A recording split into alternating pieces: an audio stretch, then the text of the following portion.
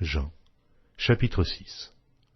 Après cela, Jésus s'en alla de l'autre côté de la mer de Galilée, de Tibériade.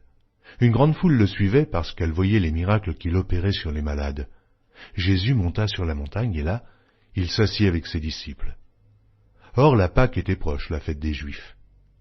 Ayant levé les yeux et voyant qu'une grande foule venait à lui, Jésus dit à Philippe, « Où achèterons-nous des pains pour que ces gens aient à manger ?» Il disait cela pour l'éprouver, car il savait ce qu'il allait faire. Philippe lui répondit, « Mais les pains qu'on aurait pour 200 deniers ne suffiraient pas pour que chacun en reçût un peu. » Un de ses disciples, André, frère de Simon, Pierre, lui dit, « Il y a ici un jeune garçon qui a 5 pains d'orge et 2 poissons. Mais qu'est-ce que cela pour tant de gens ?» Jésus dit, « Faites-les asseoir. » Il y avait dans ce lieu beaucoup d'herbes. Ils s'assirent donc, au nombre d'environ 5000 hommes. Jésus prit les pains, rendit grâce, et les distribua à ceux qui étaient assis. Il leur donna de même des poissons, autant qu'ils en voulurent. Lorsqu'ils furent rassasiés, il dit à ses disciples, « Ramassez les morceaux qui restent, afin que rien ne se perde. » Ils les ramassèrent donc, et ils remplirent 12 paniers avec les morceaux qui restèrent des 5 pains d'orge, après que tous eurent mangé. Ces gens, ayant vu le miracle que Jésus avait fait, disaient, « Celui-ci est vraiment le prophète qui doit venir dans le monde. » Et Jésus, sachant qu'il allait venir l'enlever pour le faire roi, se retira de nouveau sur la montagne, lui seul. Quand le soir fut venu, ses disciples descendirent au bord de la mer. Étant montés dans une barque, ils traversaient la mer pour se rendre à Capernaum. Il faisait déjà nuit, et Jésus ne les avait pas encore rejoints. Il soufflait un grand vent, et la mer était agitée.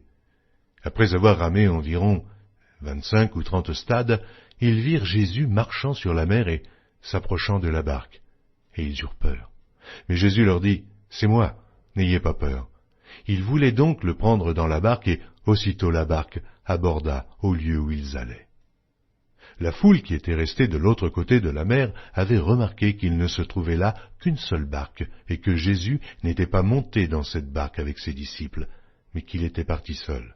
Le lendemain, comme d'autres barques étaient arrivées de Tibériade, près du lieu où ils avaient mangé le pain après que le Seigneur eut rendu grâce, les gens de la foule, ayant vu que ni Jésus, ni ses disciples n'étaient là, montèrent eux-mêmes dans ces barques et allèrent à Capernaum à la recherche de Jésus. Et, l'ayant trouvé au-delà de la mer, ils lui dirent, « Rabbi, quand es-tu venu ici ?» Jésus leur répondit, « En vérité, je vous le dis, vous me cherchez non parce que vous avez vu des miracles, mais parce que vous avez mangé des pains et que vous avez été rassasiés. Travaillez non pour la nourriture qui périt, mais pour celle qui subsiste pour la vie éternelle, et que le Fils de l'homme vous donnera. Car c'est lui que le Père, que Dieu a marqué de son sceau. » Ils lui dirent, « Que devons-nous faire pour faire les œuvres de Dieu ?» Jésus leur répondit, « L'œuvre de Dieu, c'est que vous croyiez en celui qui l'a envoyé. » « Quel miracle fais-tu donc, lui dirent-ils, afin que nous le voyions et que nous croyions en toi? Que fais-tu? Nos pères ont mangé la manne dans le désert, selon ce qui est écrit, il leur donna le pain du ciel à manger. » Jésus leur dit, « En vérité, je vous le dis, Moïse ne vous a pas donné le pain du ciel, mais mon Père vous donne le vrai pain du ciel. Car le pain de Dieu, c'est celui qui descend du ciel et qui donne la vie au monde. » Ils lui dirent, « Seigneur, donne-nous toujours ce pain. » Jésus leur dit, « Je suis le pain de vie. Celui qui vient à moi n'aura jamais faim, et celui qui croit en moi n'aura jamais soif. Mais je vous l'ai dit, vous m'avez vu, et vous ne croyez point. Tous ceux que le Père me donne viendront à moi, et je ne mettrai pas dehors celui qui vient à moi, car je suis descendu du ciel pour faire non ma volonté, mais la volonté de celui qui m'a envoyé.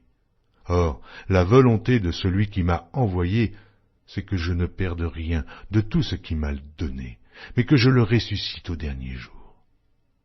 La volonté de mon Père, c'est que quiconque voit le Fils et croit en lui ait la vie éternelle, et je le ressusciterai au dernier jour. » Les Juifs murmuraient à son sujet parce qu'il avait dit « Je suis le pain qui est descendu du ciel. » Et ils disaient « N'est-ce pas là Jésus, le fils de Joseph? celui dont nous connaissons le Père et la Mère, comment donc dit-il, « Je suis descendu du ciel » ? Jésus leur répondit, « Ne murmurez pas entre vous. Nul ne peut venir à moi si le Père qui m'a envoyé ne l'attire, et je le ressusciterai au dernier jour.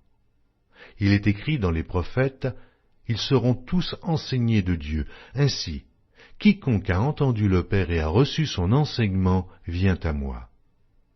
C'est que nul n'a vu le Père, sinon celui qui vient de Dieu. Celui-là a vu le Père, en vérité. En vérité, je vous le dis, celui qui croit en moi a la vie éternelle. Je suis le pain de vie. Vos pères ont mangé la manne dans le désert et ils sont morts. C'est ici le pain qui descend du ciel afin que celui qui en mange ne meure point. Je suis le pain vivant qui est descendu du ciel. Si quelqu'un mange de ce pain, il vivra éternellement. Et le pain que je donnerai, c'est ma chair, que je donnerai pour la vie du monde. Là-dessus, les Juifs disputaient entre eux, disant, « Comment peut-il nous donner sa chair à manger ?»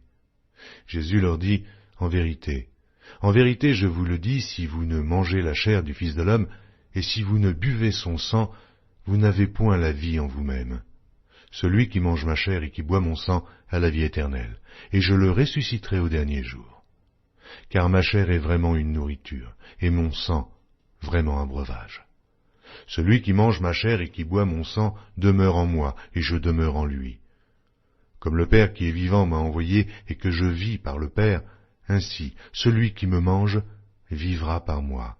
Car c'est ici le pain qui est descendu du ciel. Il n'en est pas comme de vos pères qui ont mangé la manne et qui sont morts. Celui qui mange ce pain vivra éternellement. » Jésus dit ces choses dans la synagogue, enseignant à Capernaum. Plusieurs de ses disciples, après l'avoir entendu, dirent, « Cette parole est dure, qui peut l'écouter ?»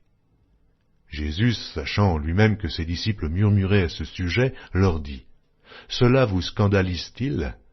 Et si vous voyez le Fils de l'homme monter où il était auparavant, c'est l'Esprit qui vivifie, la chair ne sert de rien. Les paroles que je vous ai dites sont esprit et vie. Mais il en est parmi vous quelques-uns qui ne croient point. » Car Jésus savait dès le commencement qui étaient ceux qui ne croiraient point, et qui était celui qui le livrerait.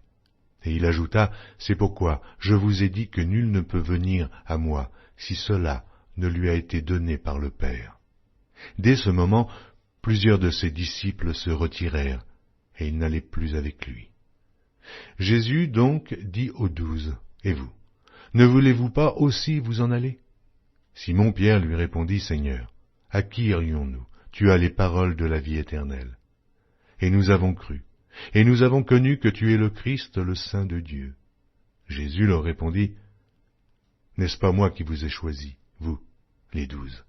Et l'un de vous est un démon. » Il parlait de Judas Iscario, fils de Simon, car c'était lui qui devait le livrer, lui, l'un des 12.